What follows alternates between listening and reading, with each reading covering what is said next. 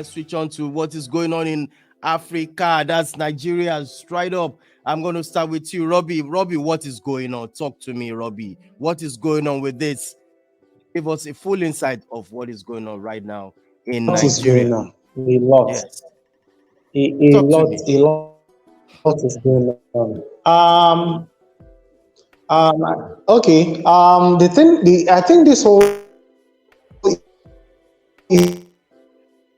You're breaking. Your line is breaking, Robbie. started.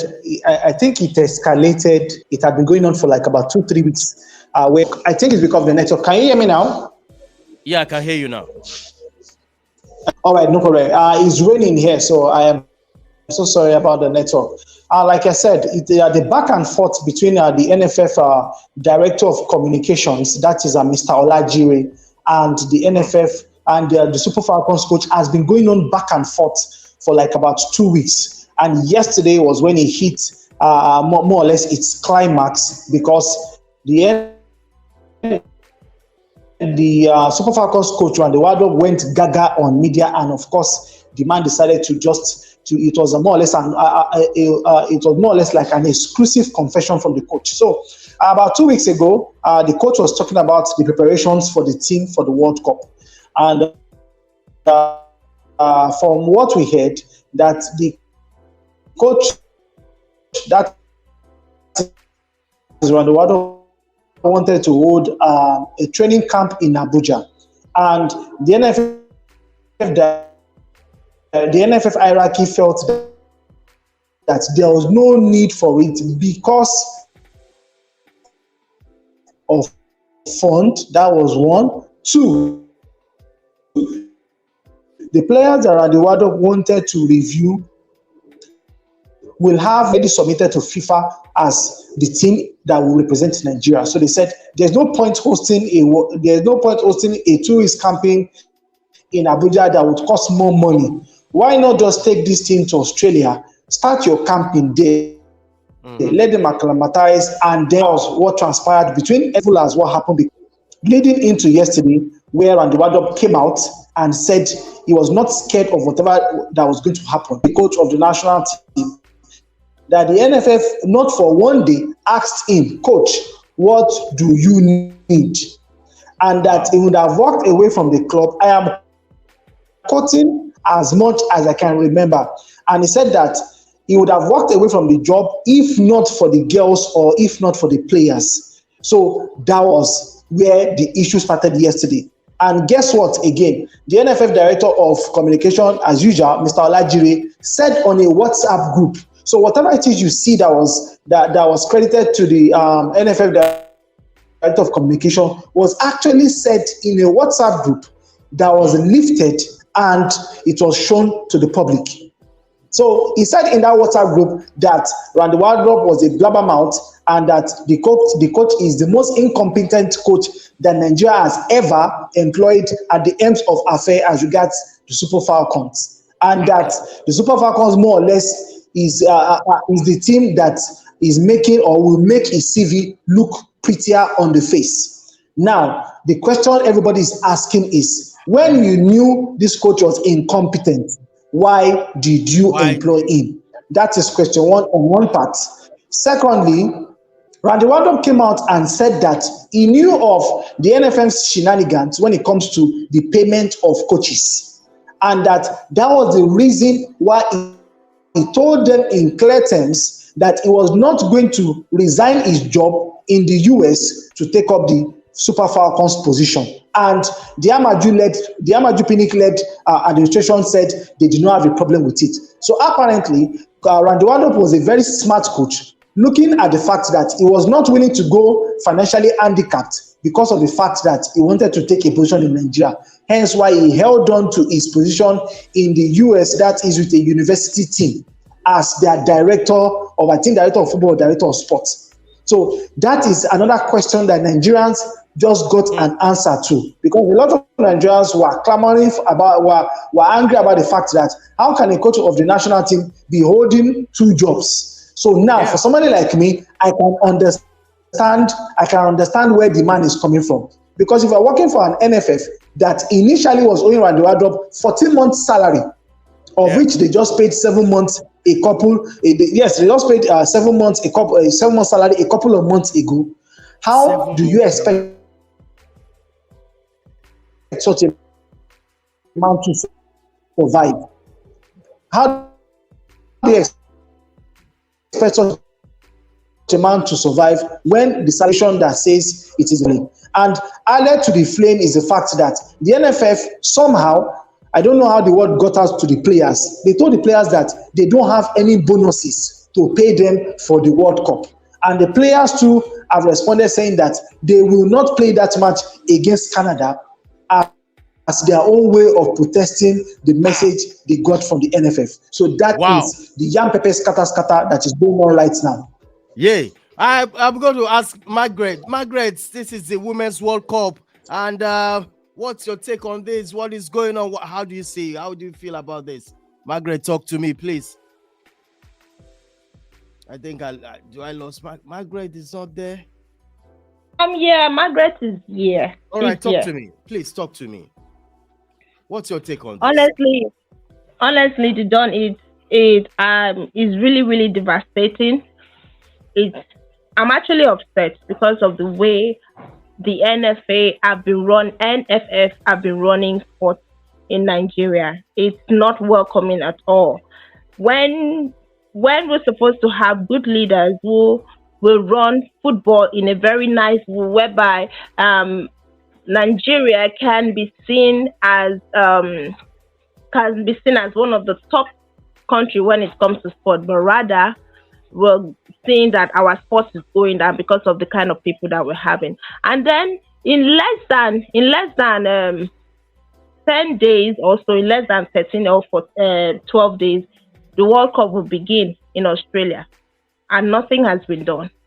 No preparation, nothing. And then even the bonuses that these women are supposed to get are not even done. The money FIFA gives in every World Cup tournament, and according to Wardrop, it was given back in October, and then up till now they've not been given that money in preparation. So it is really, really devastating. It is annoying. How do they want these women to do well?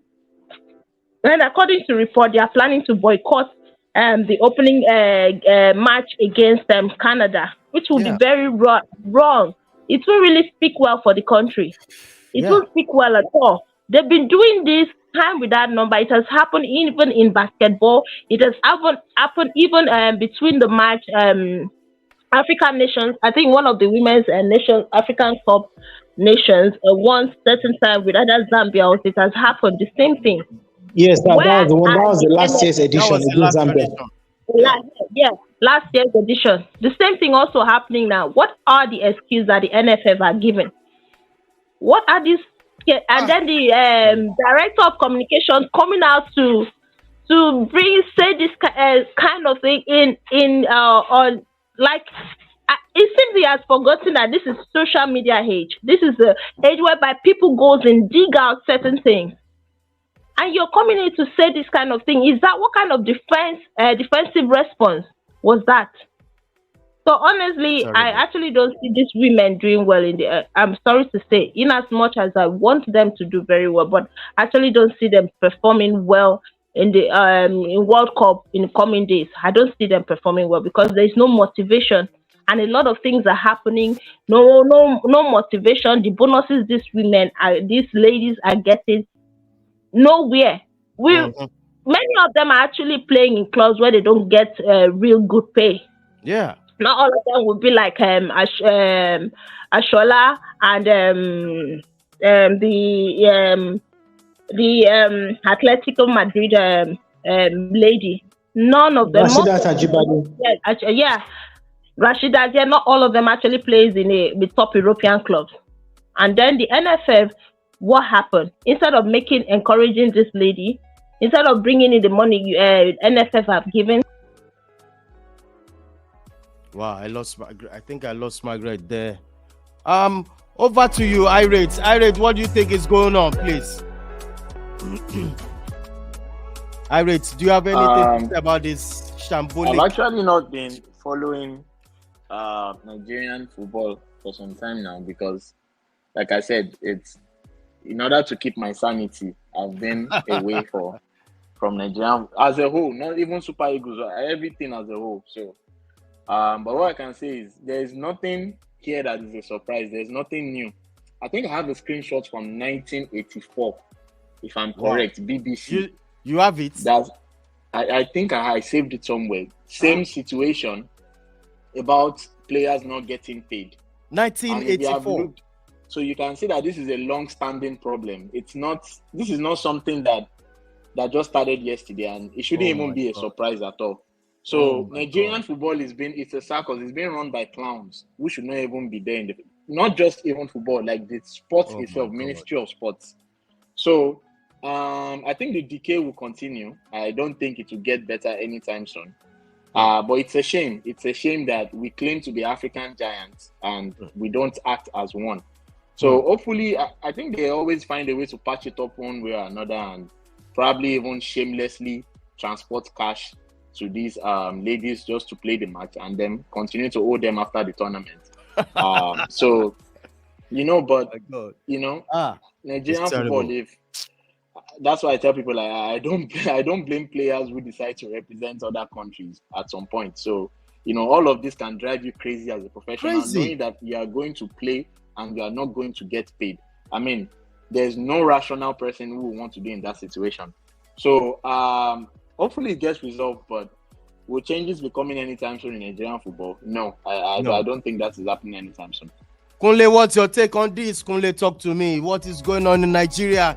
What's your take on this, Kunle? Kunle, this is getting serious right now. Like I think I said earlier when before the show began, it's not today we are having. We've had this before. I mean, we've had the Super Falcons go all the way to the national. Was it not the National Assembly in Abuja? Abuja.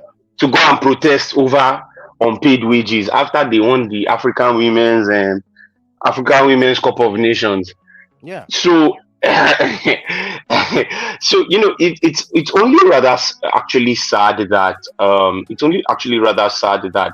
you are having this coming at the World Cup where the team should be focused, should be preparing and all. But then I think it only goes to show you where our football is and where the NFF, who are supposed to be the governing body of football in this country, where they are. Because if you are having this kind of things that is happening, it goes to tell you that, it's going to be very difficult for you to see, for you to see something that will really project Nigeria, globally. And that is just the truth. It's rather unfortunate, but that's the reality, right? And we can't shy away from it. Now, they are, like I think Robbie mentioned it, that maybe the players are going to make a protest, maybe they're not going to execute maybe they're not going to play their first game against Canada. I don't even know what's going to happen, because if they don't do that, you are going to be drawing the attention of FIFA. And well, let's not even pray that happens, because if that happens, I mean, it's going to draw global attention, and you don't want Nigeria to be in Nigeria in the global headlines for the wrong reasons. Not after we've had a Hilda Bassi who has put Nigeria in the global spotlight after breaking Guinness World Record. We're not going to be having exactly what you're laughing, Robbie. It's true. Let NFF to break their own record.